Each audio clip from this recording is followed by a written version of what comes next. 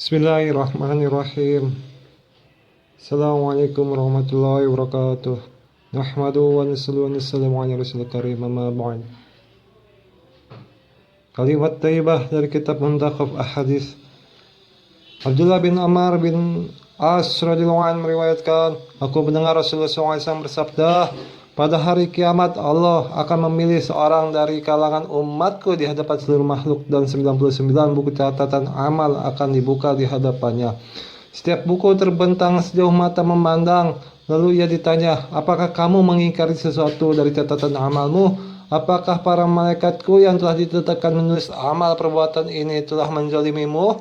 Telah menulis dosa yang tidak kamu lakukan atau menambah apa yang kamu lakukan?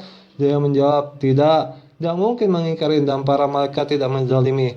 Lalu berkata, apakah kamu ada uzur atas perbuatan-perbuatan buruk di sisimu? Sautnya, tiada uzur sedikit pun. Kemudian berkata, baik, engkau memiliki satu kebaikan di sisi kami. Sekarang tidak ada kezaliman padamu. Kemudian selai kertas dikeluarkan dan tertulis padanya, Ashhadu an la ilaha illallah wa ashhadu anna Muhammadan.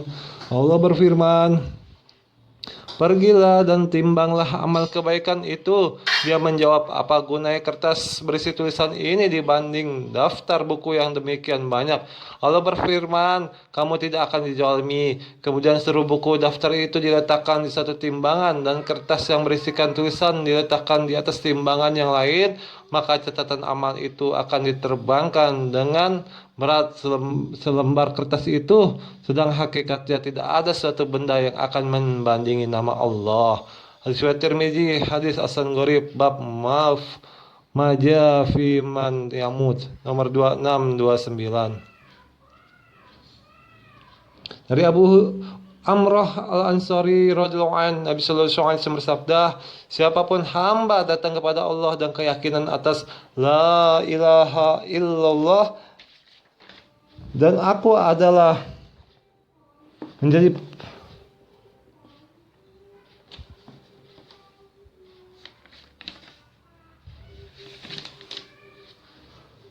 dan aku akan menjadi perisai untuknya dari api neraka. Dalam satu riwayat, barang siapa pada hari kiamat menjumpai Allah dengan membawa dua kalimat tersebut, wahdaniyat Allah dan bisalat Rasul, ia akan dimasukkan ke dalam surga walaupun berapa banyak dosa dalam catatan amalnya. Riwayat Ahmad Tabrani, perawinya Sikat Mazau Zawaid bab 1 nomor 165.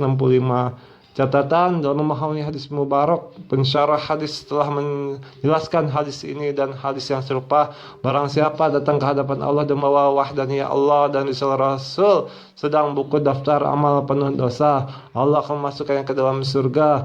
Dengan karunia dia memaafkan atau menyiksanya terlebih dahulu. Al-Mu'ani fil hadis. Al-Mu'ani fil hadis.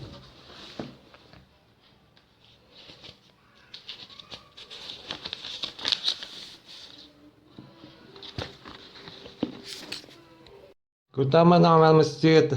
Dari Abu Hurairah radhiyallahu anhu, Nabi SAW bersabda, siapa yang menjadikan masjid sebagai tempat tinggalnya atau sering datang dan pergi ke masjid, kemudian ia disibukkan oleh satu pekerjaan atau satu penyakit, lalu ia kembali lagi menjadikan masjid-masjid sebagai tempat tinggalnya, maka Allah akan sangat bergembira melihat kegembiraan satu keluarga atas kedatangan keluarga yang mereka telah pergi.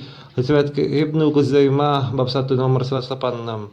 Dari Abu Hurairah radhiyallahu anhu, Nabi sallallahu alaihi wasallam bersabda, orang-orang yang sering berkumpul di masjid, mereka adalah tonggak-tonggak masjid. Para malaikat adalah teman duduk mereka. Apabila mereka tidak ada di masjid, maka para malaikat mencari mereka. Apabila mereka sakit, para malaikat akan menjenguk mereka. Apabila mereka pergi untuk suatu keperluan, para malaikat akan menolong mereka.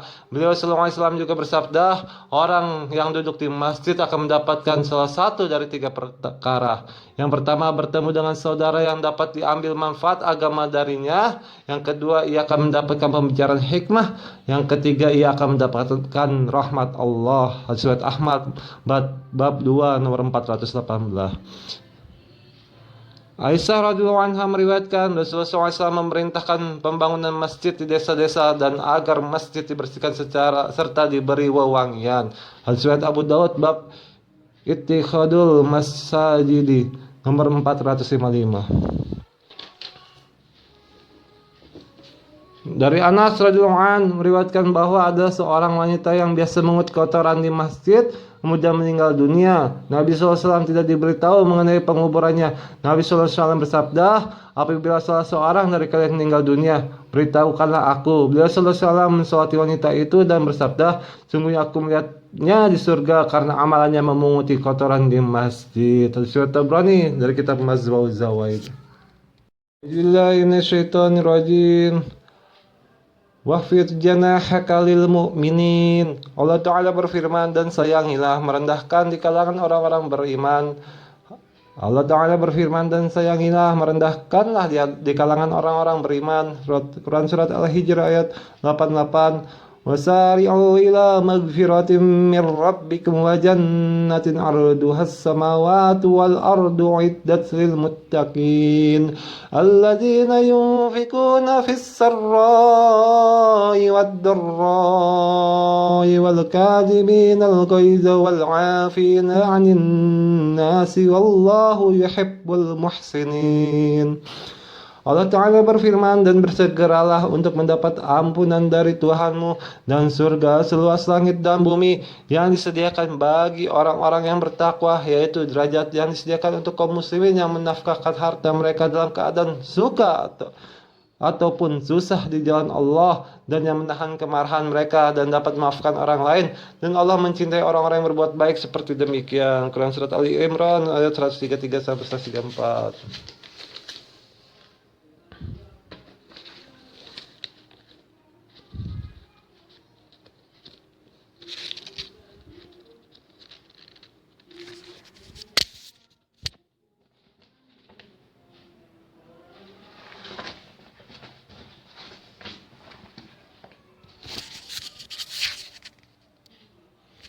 Abu Hurairah radhiyallahu anhu meriwayatkan bahwa Rasulullah SAW bersabda kepada para wanita Ansor, tidaklah di antaramu yang 3 anaknya mati dan ia ridho serta berharap pahala dari Allah, kecuali pasti akan masuk surga. Seorang wanita dari mereka bertanya, bagaimana jika 2 anak yang meninggal? Jawab beliau, meskipun 2 anak yang meninggal dunia, pahalanya sama. Riwayat Muslim bab fadlu man yamutul lahu nomor 6698.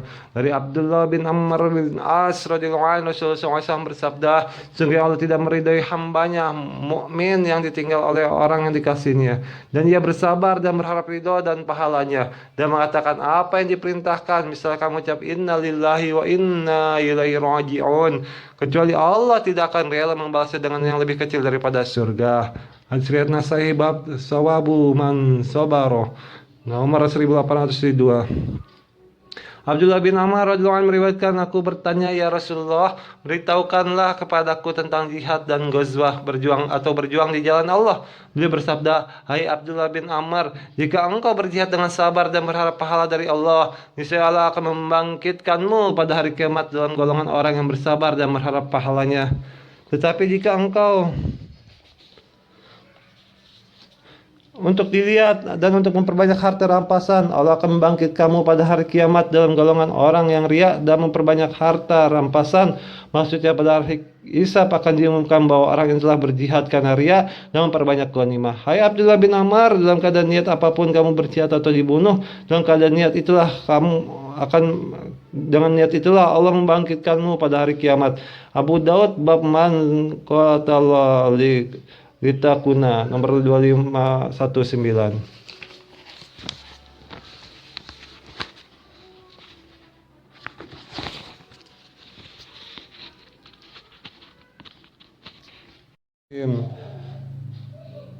Dakwah Rasulullah SAW pada Bani Saiban, Hayatus Sahabat.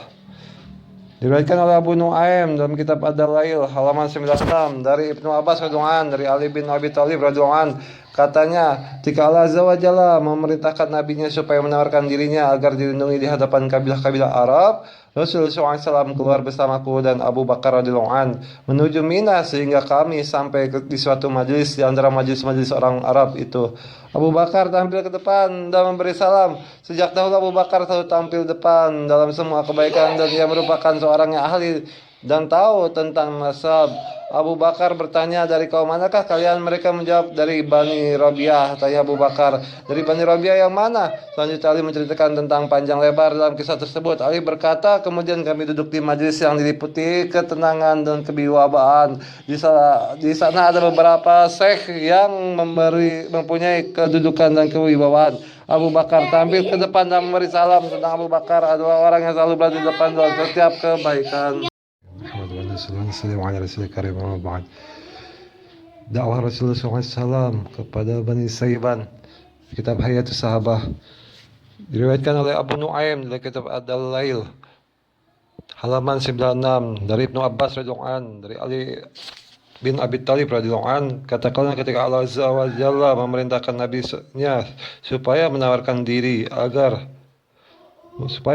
dirinya agar dilindungi di hadapan kabilah-kabilah Arab, Rasulullah SAW keluar bersamaku dan Abu Bakar radhiyallahu anhu menuju Mina, sehingga kami sampai di satu majlis di antara majlis-majlis orang-orang Arab itu.